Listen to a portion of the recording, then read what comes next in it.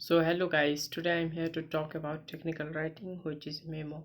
I know we have previously also studied about it, but further in detail and in more explanatory way I'm going to explain today about it. So meaning, so Memo is document typically used for communication within a company. It provides records of decisions made and action taken within an organization. Memos are meant to be read quickly, therefore, content has to be concise but precious in its message. Next, difference between memo and letters. So, over here, you can see that on the left side we have memo, where we can see there is a format of date, to, from, and subject. Meanwhile, on the right side, we can see there is a proper format of the letter where there is sender's name and address, date, receiver's name and address, greeting or salutation, complimentary, then the body of the letter, then closing and signature. Next, some of the differences between the memos and letters.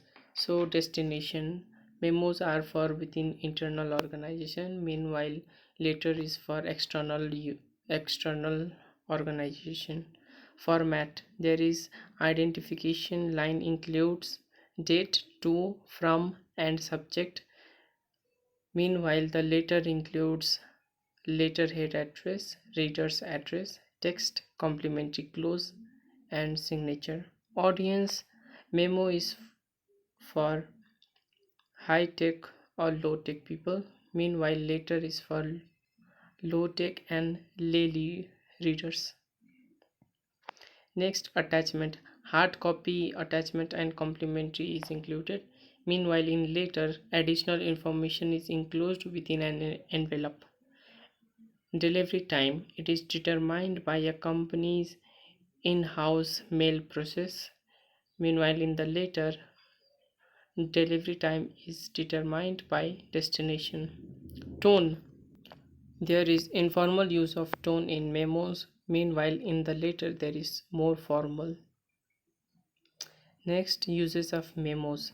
So it is for announcing policies, disseminating information, reminders, instructing employees, provide feedback, addressing problems, share news, make a request. So the process of writing memo. So first is pre-writing. It depends on the unique style. Clustering or mind mapping is visual and free for writing a memo. Over here we can see there is a clustering method used for writing memos. Next is writing. Over here we review the pre-writing, we clarify the audience, organize the idea, and write the draft. Then comes the rewriting. Over here we add new details for clarity, delete the dead words, simplify the words and phrase, reformat for access, enhance tone and style, and correct for accuracy. So on the right side we can see that for a memo we must make sure the action you are requesting is worthy of an entire memo.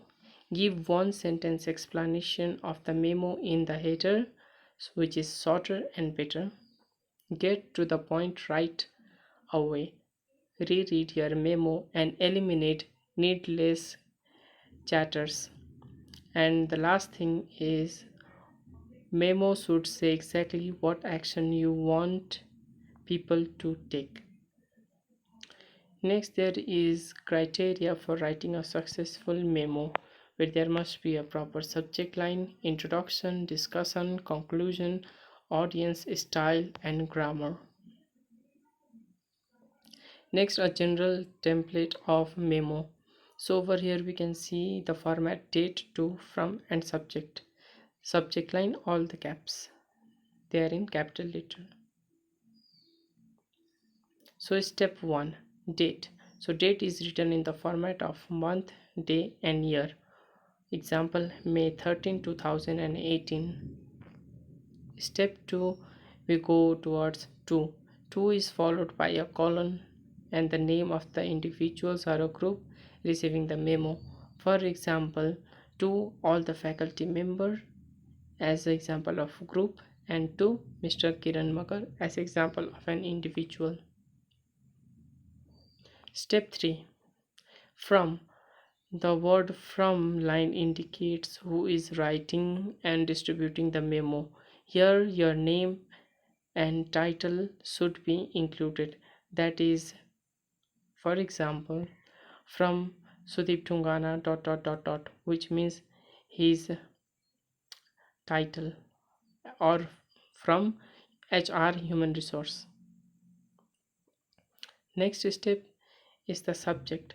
So the subject is written based on focus and topic. So this line comes immediately under the from line and indicate what the memo about is. For example, subject, where there must be focus plus topic. Next, introduction. There is a lead in, warm up, overview starting why you are writing and what you are writing about, and then comes the discussion where detailed development made accessible through highlighting techniques explain exactly what you want to say. Next, coming towards the conclusion, there is a summation stating what's next, when this will occur, and why the date is important. So over here you can see a simple sample of the memo where there is a proper format, date, to, from, subject, discussion, and conclusion. Next, for an memo to be effective, there must be correct memo format, subject line, purpose of writing, body explanation, complimentary or directive clause. Next, there must be a clarity, audience focus, elimination of any errors, page layout, or any writing style. Thank you. I hope you liked the presentation. Make sure you have liked, subscribed, and shared. Thank you.